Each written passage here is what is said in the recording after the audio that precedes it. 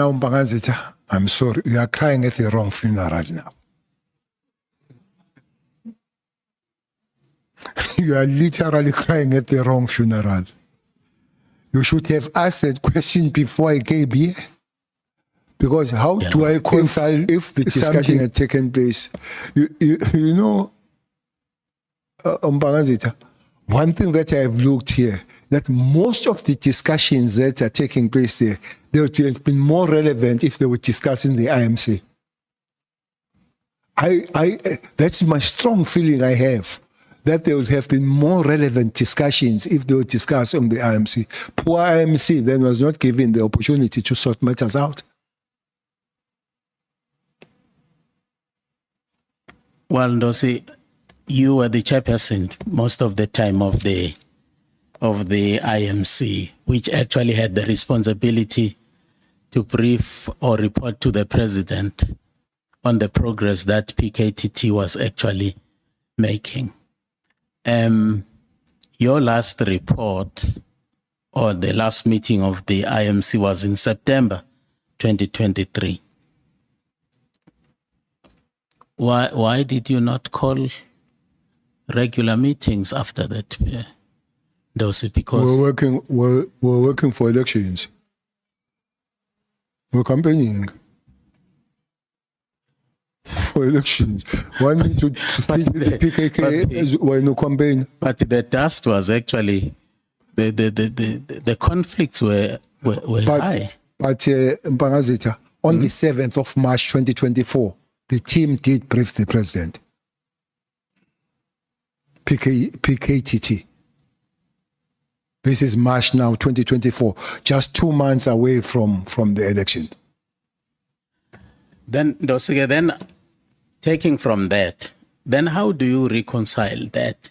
Because the reports that we have seen so far, written reports about the operations and the successes that the PKTT, were making, how do you reconcile that with the assertion in the letter of dissolution that the PKTT has in fact overstayed its welcome? Secondly, it was not adding any value to the general, operations of the South African police. It was a total waste. How then do you reconcile these two? The success story of the operations of the PKTT and the assertion by the minister in his directive that this structure actually was not working. No, now, Mpangazitha, I'm sorry, you are crying at the wrong funeral now. You are literally crying at the wrong funeral. You should have asked that question before I came here. Because how do I reconcile something that does not exist? It does not exist to go and kill this KPT having not followed the procedures. It does not exist that it has no value. It does not exist that it did not do the job. It does not exist that it was not stopping the all those things don't exist. And you had an opportunity to ask that question. That's why I'm saying we are crying at the wrong funeral. Ndosi, this is what was said under oath. That is why I'm concerned, because this was said to us under oath by no less a person than the Minister of Police of this country. So that is where my concern comes from. At any rate, we can continue. Just Mpangazitha. Yes. This team is established. That time, political personnel, leaders and councillors were dying every week. I would agree. I had Honorable Mathis saying was the ANC. Yes, the majority was the ANC because councillors, but people were dying every week. I'm telling you, every week, and councillors all gathered. I'm saying to you, councillors from Nongoma sleeping at Richards Bay, you know of Aginika Nongoma. And you know how far you drive to wake up every day there and work there. That thing subsided, no doubt about it. A lot of people, I don't have the figures, but I think there are more than 40 people that do life sentences. And it started from 2011 when there was nobody arrested. There are a lot of people that are doing between 10 and 73 years and all that. By the way, there is a long list of cases that are still investigated. There where other problem would be, if you shut, there is that term, what is that term? Shut when? Immediately.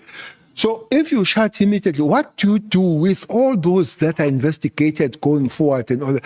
I don't want to come to this allegation. I don't deny them of Matlala and the Big Five and all that. But I'm talking about the thing that is in front of us.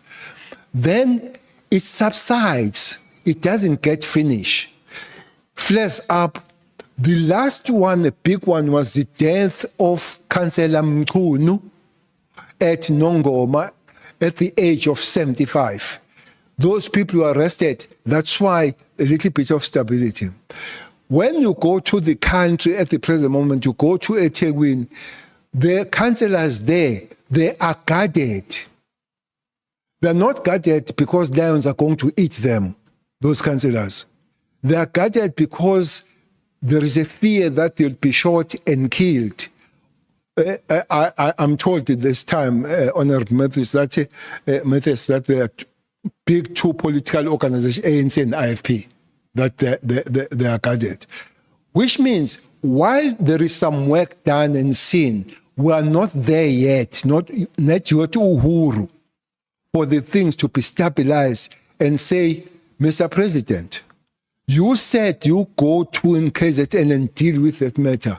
Now we have dealt with this matter. Sorry that it took long time, but it took long time and more money, but the mission accomplished. We go to the president, we say, Mr. President, there is instability in the province. Councillors are guarded. Councillors, they still run around the chase and other things.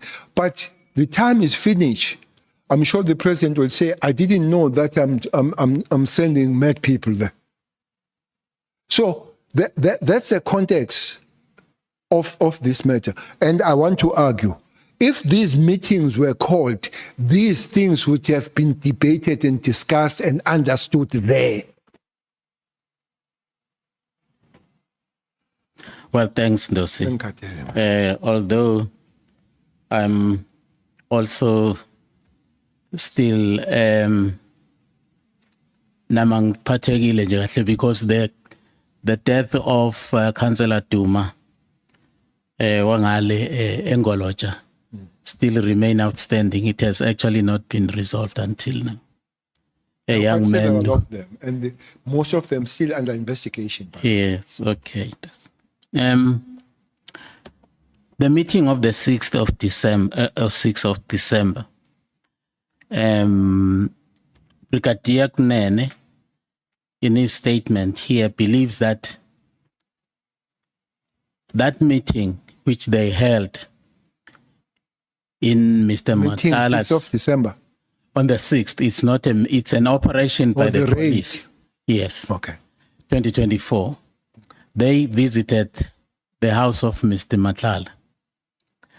It was the 10 PKTT members which Lieutenant General Mpangazitha had made available to the Gauteng police to assist them in the investigation of some high-profile cases. Then they went to meet Mr. Matlala in his house.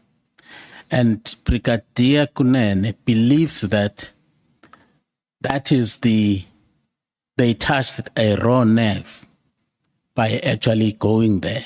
Because after that, then Matlala met with Undos to actually looking for an advice ukuthi how is he going to handle this matter. Mkhotsi, in Mr. Matlala's cell phone, which actually had been raided when found on him in prison now after he had been arrested, carries a conversation that took place between him and Mkhotsi about the incident of the arrest of Mr. Matlala. Now, I'm trying to actually agree with you on the genesis, the chronology of events, which led to the directive on the 31st. And also answer your question, why? What is it that is in January? Everything in January and so on. Now, the National Commissioner then applied for leave on the 27th. On the 28th, he's in Etiskawini with the minister at the funeral of a police officer. The minister does not say anything about the dissolution of PKTT. On Monday, the 30th of December, the National Commissioner goes on leave. On the 31st of December, at 5:20, a letter actually is delivered in the office of the National Commissioner. By the way, the acting National Commissioner at the time was the Lieutenant General Musikili. The letter is not delivered to Musikili. It's actually delivered Msikiti. to... Mo? I know where Rizul is Msikiti. L is D in Sotho. Oh, Msikili. Okay. Now, I'm actually, annotating all of these events in their chronological order to see that, because I believed that meeting, I agree with Brigadier Kunene, that the meeting of the 6th at Mr. Matlala's, the raiding of Mr. Matlala's residence has a direct bearing on the directive of the 31st. Now I'm troubled by then the conversation of Mkhotsi with Matlala, where Mkhotsi is actually saying to Matlala, no, we must actually get the minister. It's somewhere here. I'll get it. The minister must actually do something about this. Now, in your statement, Ndosi, in your conversation with Matlala, he also says something must be done about what actually happened in his residence. So there is this nexus when Mkhwanazi says the minister did what he did to disband the PKTT because he was actually protecting or preventing the PKTT to continue with what they had started on Mr. Matlala. What is your take on that, Ndosi? It's complicated. Having said my take, Mpangazitha, is what you did not mention. The report to Matlala from Mkhotsi to say, look, enjoy the new year.